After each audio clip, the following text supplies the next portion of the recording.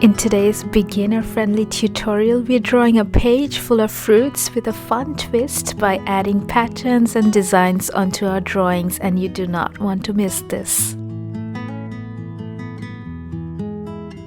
Welcome back, friends. My name is Anita, and on this channel we draw doodles, we sometimes do a bit of journaling, and in today's video we're drawing a pale chock-a-block full of fruits in all different shapes and sizes. Grab a cup of tea, get your sketchbook and some pens, and let's begin. I'm drawing in my A5 size sketchbook, which has smooth pages, and I love the size of the pages. Sometimes I like to begin with a pencil sketch just to get the basic shape of the fruit right. We're starting with an apple for this tutorial. It's basically two C curves facing each other. Once I have the basic shape sketched out, I feel more confident going in with my pen. I'm using a brush pen in dark blue for today's tutorial, but you can use a fine liner, gel pen, colored pencil in whichever color you prefer. Now, if you've seen any of my previous tutorials, you'll know that I do most of my line drawings using a black fine liner pen, but today I felt like switching things up a little bit and drawing in blue instead. Now we've added a little stalk and a leaf to our apple. Instead of an oval for the core, I will draw a heart shape for a fun take.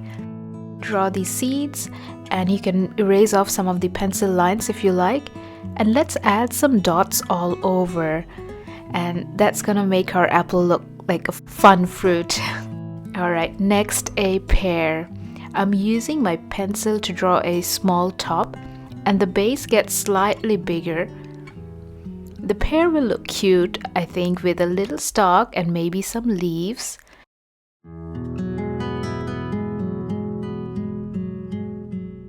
And I thought it would be fun to add some patterns all over our pear. Maybe some branches with little leaves all over. I think that looks really cute.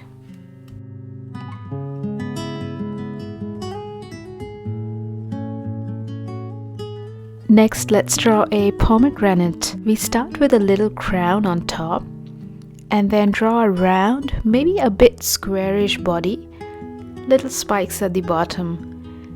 Maybe let's draw another one next to it, and this one could be cut in half like we're looking at a cross section. I'm drawing in 4 little compartments that will hold the seeds.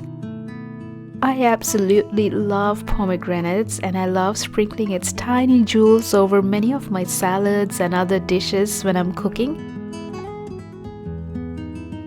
I'm gonna draw little hearts all over the fruit to show my love for this fruit. The seeds, I'm gonna draw those as tiny little hearts too. I wanted some contrast in colors, so I decided to color in the areas outside the pomegranate seeds. I think the combination of dark and light colors will make our page of doodles look more interesting. Moving on, how about an orange?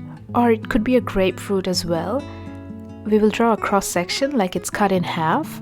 So I start with double circles to show the skin.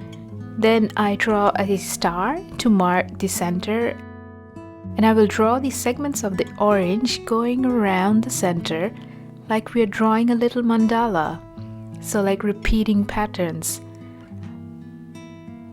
A lot of fun drawing mandalas, and I wanted to bring some of that fun of drawing repeating patterns whilst drawing all these fruits as well. We can color in these segments, and I think that looks really cool. Staying in the theme of citrus fruits, let's draw a lemon, again cut in half, so we're looking at a cross section. We start with an oval. I'm drawing a narrow oval, a dome shape underneath. Draw in these segments and little dots all over the skin of the lemon to show some texture. Also, I'm gonna add 2 little teardrop shapes to show some juice squirting out of the lemon. That looks fun. How about a strawberry?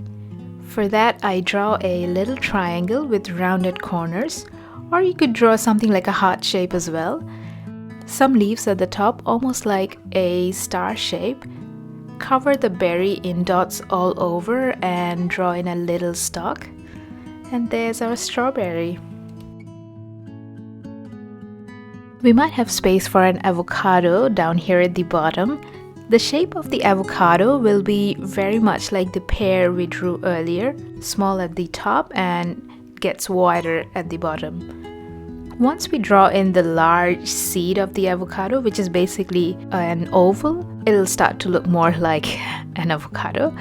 And we can thicken up the side of the avocado that's facing us. Let's add some fun stripes to the seed, and there we go. Alright, our page is looking quite full already. Right now it's all about filling in some of the tinier spaces in between with some smaller fruits. We have this longish space here that we can perhaps fill with a chili, I was thinking. Did you know that chili is a fruit? I learned that only very recently. So I'm drawing a long thin body and a little cap to join the stem. Maybe some tiny blueberries to fill up this space here. So they're tiny little circles with a little star to show the spikes.